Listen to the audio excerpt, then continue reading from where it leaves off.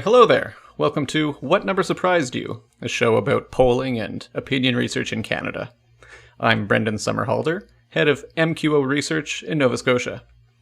This is a working name for this new show of ours, and actually every aspect of it is liable to revision, but coming off a heavily polled provincial election here in Nova Scotia, we figured not to let perfect be enemy of action, so we're pulling the trigger and putting this out in the world for you today.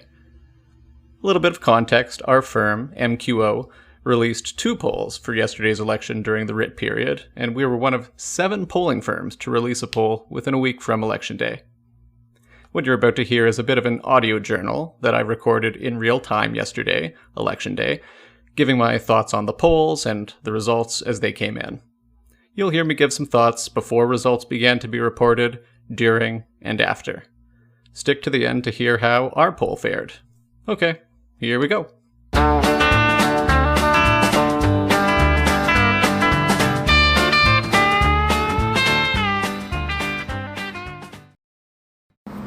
It's 7:24 p.m. on Election Day.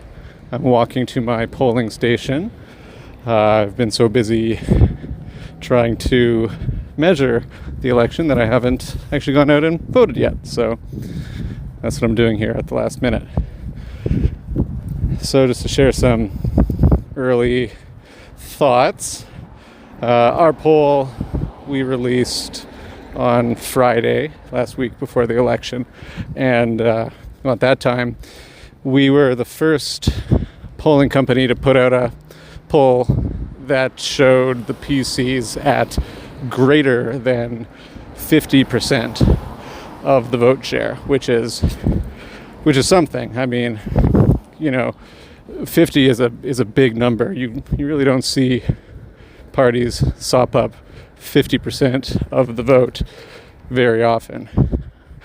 But since then, over the weekend, a small slew of additional polls were released, and really they're a lot more consistent with our numbers now.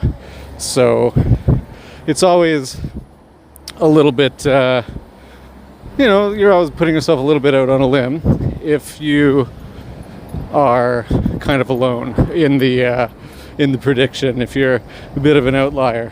And it felt like we were a bit of a potentially outlier on the high end there with the PC support, but now we're kind of middle of the pack, and the poll aggregators at this point are kind of coalesced around pretty close to what our numbers are.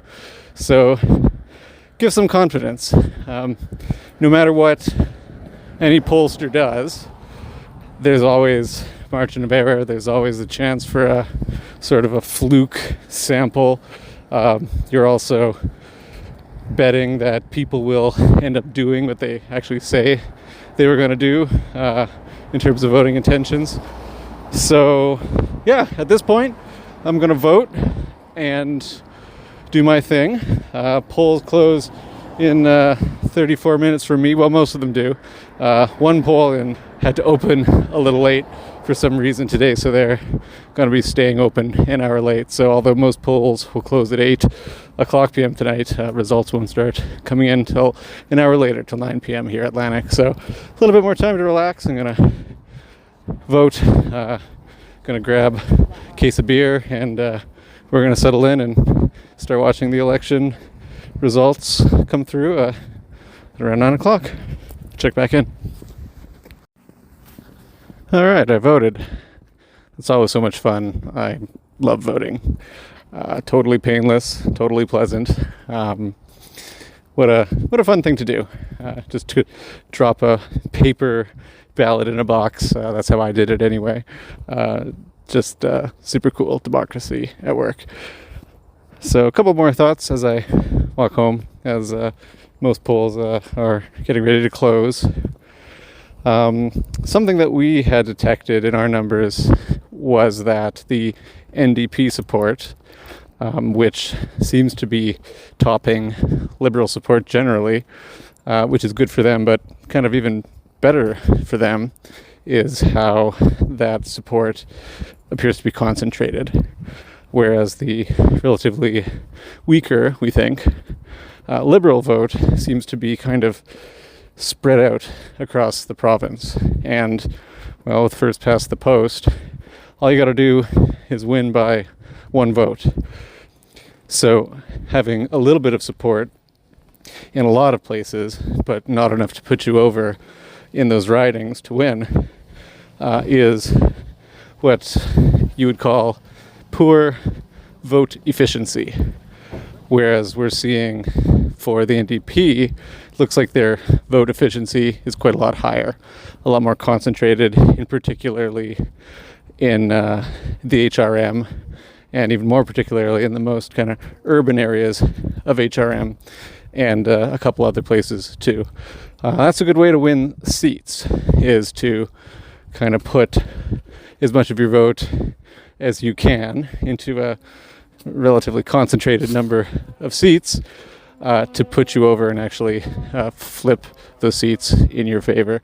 So something that we could sort of look for early on to test that theory is in the places where the NDP lose early on, in kind of places we would expect them to lose, if they lose by a fair margin, that could actually be a point in support of the concentrated vote theory for the NDP, because, you know, if they didn't use up a lot of their vote share in a seat that they weren't going to win, as long as the polls are correct, there's still vote share for them to sop up.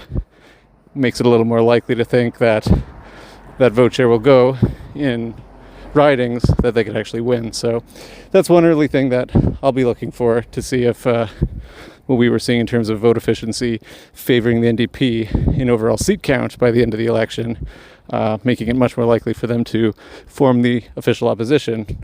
We'll see if that pans out. So the vote efficiency thing seems to be playing out more or less so far. At the moment, the Liberals are ahead a little bit in the share of vote, 21.9%, but they only have 3 seats called for them right now, where the NDP, a little behind that share at 20.3%, have 9 seats called for them so far. So this is a early indication that that vote efficiency edge for the NDP is so far, it appears to be playing out. Interesting. We're at just fewer than half of the polls reporting now. PCs are coming a little down to earth. I mean, they're at 55%, which is still extremely, extremely high, but coming a little closer to where we thought they would be, which is, low 50s. We had them at 51, and Liberal and NDP share vote is tightening. So far, it's looking like our poll was pretty darn accurate. Check back in once the rest of the polls are reporting, but yeah, I mean, a walloping for the PCs. A little tighter between the Liberal and the NDPs than a lot of other polls were saying. We had them 2 points apart, which is looking about right so far, but there's still more polls to report. So we'll see.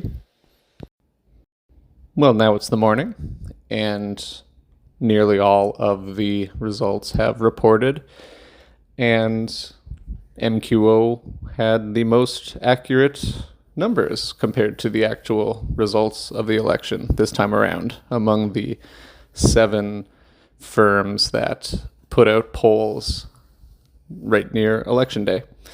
Happy about that. We basically got the PC share of vote pretty close to correct, and really one of the things that we picked up on most accurately was the proportion of the vote that went to the Liberals versus the NDP. We had that share of vote being pretty close. We had them just being 2 percentage points away from one another, and the other firms tended to have the NDP have a greater share overall than we did. And that's one of the metrics that really supports our low error rate in the selection. So happy with our team, happy with our process on this one. Of course, happy to have had this election be so well polled by so many quality firms in addition to ours. It gives a lot of credence to our industry when so many firms can come really quite close. In aggregate, polling pretty well got it right, which I'm happy for ourselves and for industry colleagues. So on to the next one, and we'll talk to you soon.